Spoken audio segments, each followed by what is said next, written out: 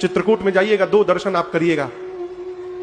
एक तो जहां राम जी मिले भरत जी से, वहां पत्थर मोम की भांति पिघले हुए हैं, और दूसरा एक स्थान है राम शयन तीर्थ।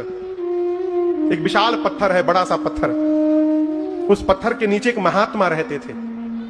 तो जब राम जी चित्रकूट गए तो चित्रकूट पहुंचने के पहले वाली रात्रि राम जी उसी पत्थर के पास विश्राम के महात्मा के पास।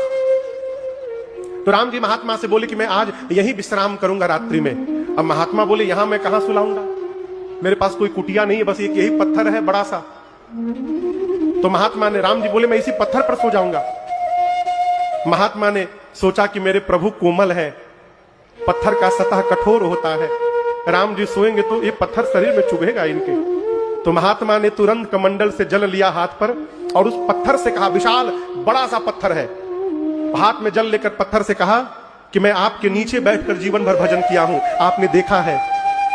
हे शिलाखंड, मैं अपने जीवन भर के भजन का पुण्य राम जी को साक्षी मान करके आपको समर्पित कर रहा हूं। आज मैं, आप मेरे जीवन का सारा पुण्य ले लीजिए, केवल एक काम करिए, एक रात के लिए। शिलाखंड से ध्वनि आई, क्या करना है? महात्मा ने कहा, जब प्रभु आपके ऊपर सोने जाएं तो आप अपने ऊपरी सतह को मोम जैसा कोमल बना लीजिए। और मैं आपको बताऊं, उस पत्थर का ऊपरी सतह मोम जैसा कोमल हो गया। मोमबत्ती कटोरी में यदि मोम रखकर उसको हल्का गर्म कर दिया जाए तो ऊपरी सतह कैसा हो जाएगा? धंसने लगेगा ना। आप कभी दर्शन समय मिले जाइएगा, उस पत्थर के पास सीढ़ी बना है, ऊपर प्लेटफॉर्म है, वहां से दिखाई पड़ता है, लोग दर्शन करते हैं। राम जी आपको आकृति दिखाई पड़ेगी कि कोई पुरुष ऐसे सोया है, सीधा पूरी आकृति दिखाई देती है, कोई पुरुष सोया है। राम जी सोए तो पत्थर का मोम सतह मोम जैसा कोमल हो गया तो धस गया।